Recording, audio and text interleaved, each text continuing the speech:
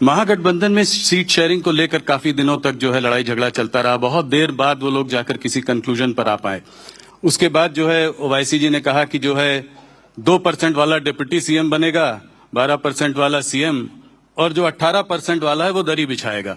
तो क्या इसको आप कैसे इसको देखते हैं इनके नहीं, मैं तो बहुत बारीकी से देख रहा हूं विगत 5 महीनों से।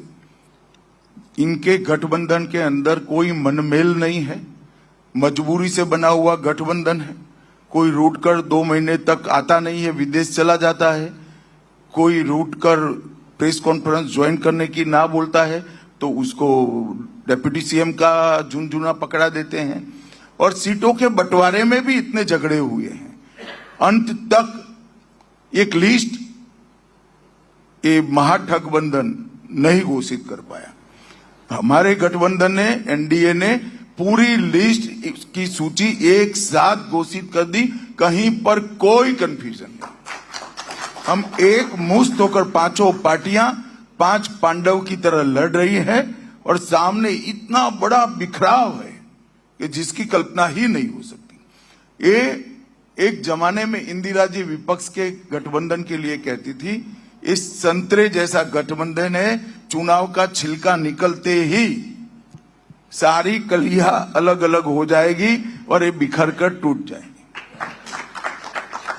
आज आपने भी दरभंगा में पीएफआई की बात करी और आपने कहा कि जो है लालू जी जो है नहीं चाहते हैं कि इनको अरेस्ट किया जाए, इनको जो है बैन किया जाए। तो क्या ये जैसे जैसे चुनाव पास आता है तो क्या इसकी वजह से ये पोलराइजेशन की ओर बढ़ रहा है? नहीं, पोलराइजेशन क्या है? आप मुझे बताओ कि पीएफआई जैसी संस्था जी किस धर्म के अनुयायियों ने बनाई, इसके आधार पर चलनी देनी चाहिए क्या?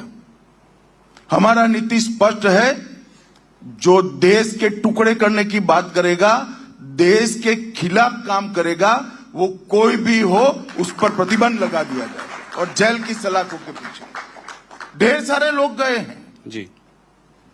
इनकी राजनीति ही ऐसी है कि देश की सुरक्षा के लिए उठाए हुए कदमों को वो हिंदू और मुसलमान के तराजू में तोलते हैं। ऐसा नहीं करना चाहिए। देश की सुरक्षा किसी धर्म के साथ जोड़कर देखना ही अपने आप में एक बड़ा गुनाह है। लालू जी कहते हैं कि पीएफआई के संग हो रहा है जो आरएसएस के संग होना चाहिए। अब लालू जी को क्या बताएं, वो राहुल जी तो नहीं है, मगर अपने फायदे के लिए कुछ भी बोल देते हैं।